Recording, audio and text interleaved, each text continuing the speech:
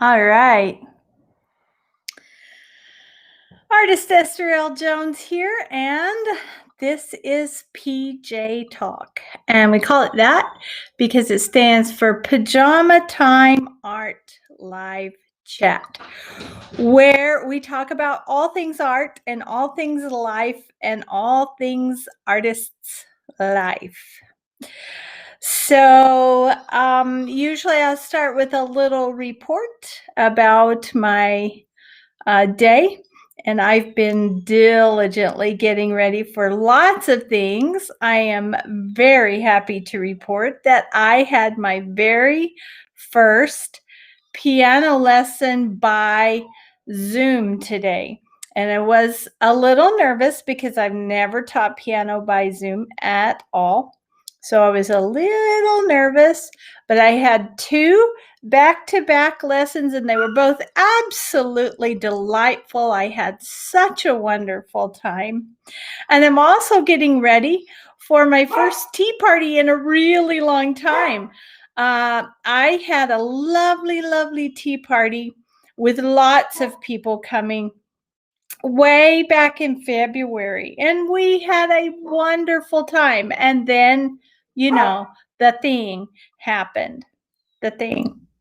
And so there were no more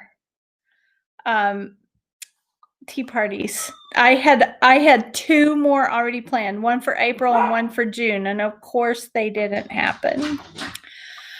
And but tomorrow I'm having one person and we're going to have a tea party, and she's coming to visit my studio, and I have been getting ready for that and so excited for that. So I've had a really wonderful day doing that. Tonight I am drinking cinnamon spice.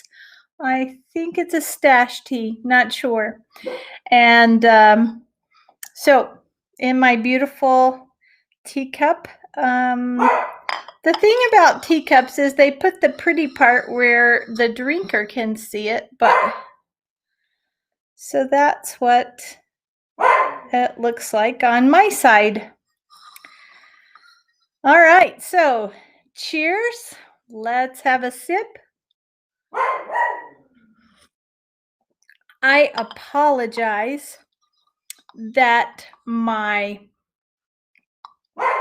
dogs are barking tonight. I don't know what has come over them, but the big white one just decided to start barking in her cage. So I put her outside thinking, well, that'll give us a nice free time to have our PJ talk. And then, of course, her being outside has disturbed the other two. So they are randomly barking, and I apologize for that. But they will be fine for the few minutes that we're going to chat. So tonight and this week, I thought that we would talk about something very and truly artsy, not so esoteric and ethereal, but actually talking about an art technique called underpaintings, not underpants, underpaintings. It's a question that I see a lot of newbies ask. What's an underpainting and why do you do that? And so I thought it would be fun to just chat with you about the different kinds of underpaintings and why we use them. And there won't be a demo, so it's not something you can see, but maybe you can just listen and kind of get the general gist. Oh,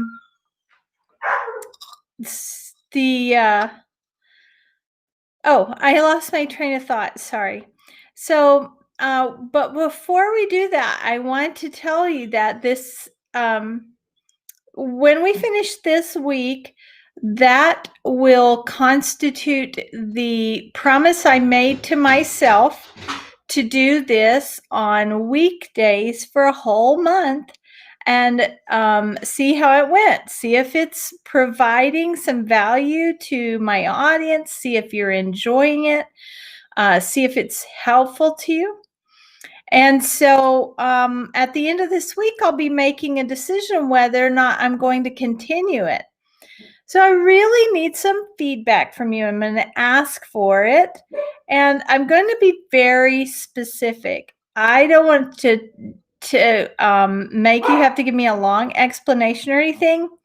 So if you like these, if you're watching them, if you enjoy them and are getting good value out of them, you can just hit the like button. And I'll know that you are watching and enjoying them. All right. And of course, if you're not really getting anything out of it, you don't have to hit the like button. Just leave that off. If you have some ideas, some feedback for how you would prefer for me to do this, or some things that I can do to tweak it so that it's more valuable to you, please do comment or message me if you don't want the comment to be visible to the public. It's okay for you to just message me. I'm okay with that. I would love to have some feedback about that. It would be very helpful.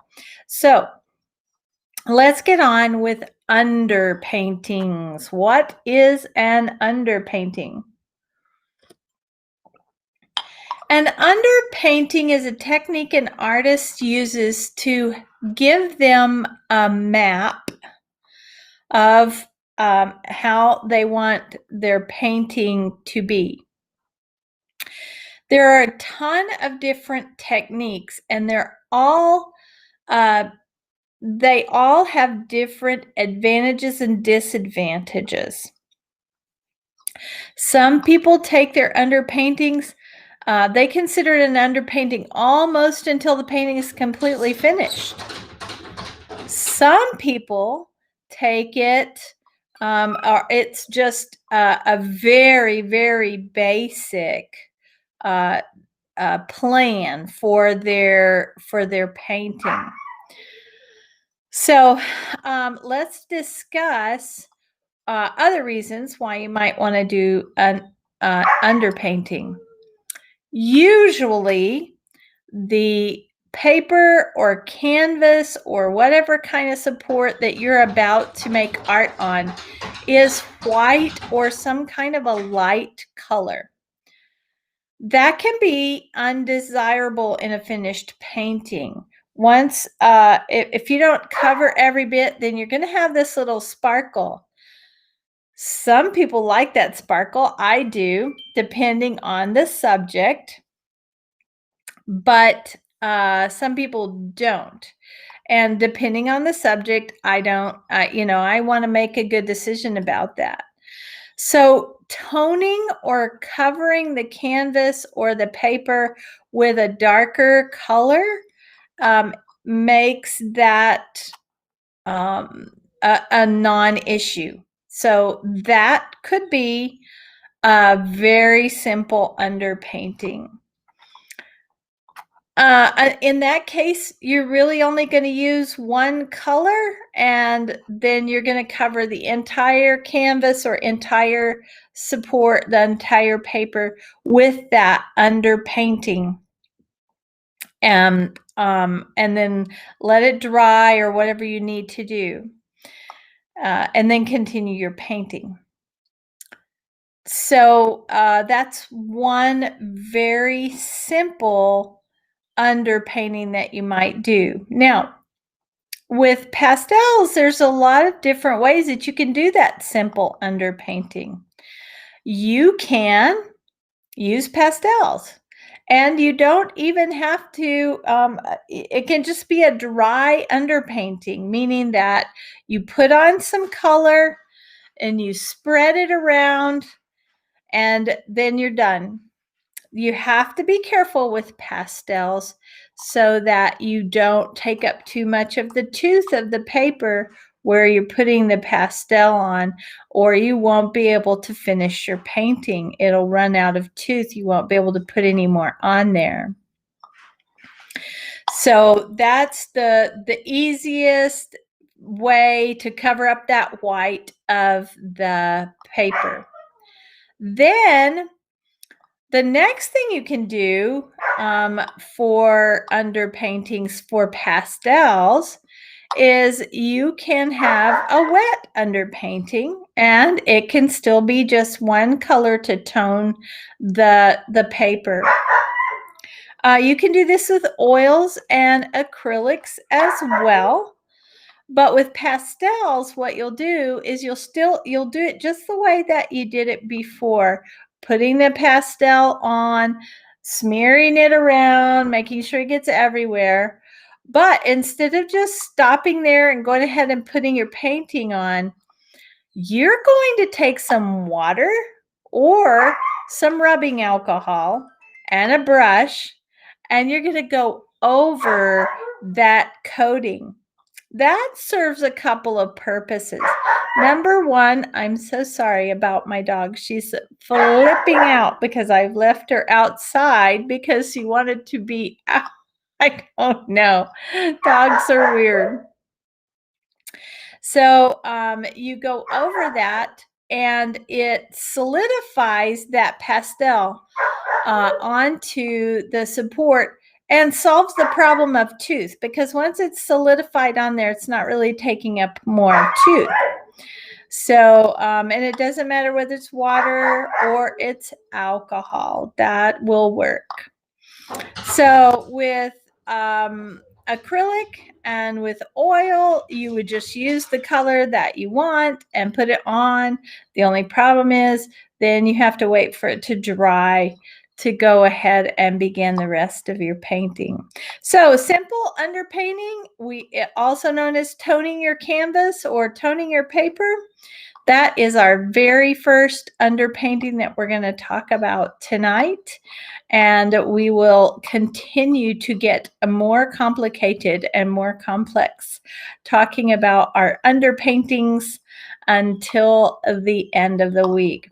I hope you've enjoyed tonight, and please make sure that you are looking for the music and listening for the colors and awakening the wonder and creativity in your heart. And I will see you back here tomorrow night at 8 o'clock for another installment of PJ Talk. Good night, friends.